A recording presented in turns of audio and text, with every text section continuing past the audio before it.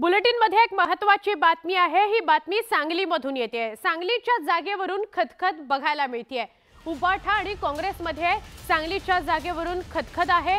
विश्वजित कदमांनी पटोलेंना पत्र लिहिलेलं आहे। तिढा सुटत नाही तोपर्यंत बैठकींना गैरहजर राहणारे असं विश्वजित कदमांनी स्पष्ट करून टाकलेलं आहे। विश्वजित कदम यांची भूमिका रोखठोक आहे। ते दिल्लीपर्यंत जाऊन आले होते सांगलीच्या वादासंदर्भात। तर सांगलीच्या जागेवरून खतखत कायम आहे उबाठामध्ये आणि काँग्रेसमध्ये आहे। उबाठाने आधीच आपला उमेदवार जाहीर करून टाकला। चंद्रहार पाटलांना तिथून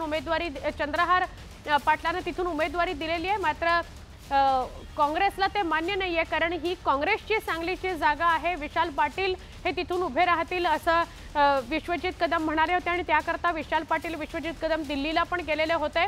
तर दोघांमध्ये उबाठा आणि काँग्रेसमध्ये खतखत बघायला मिळते आहे।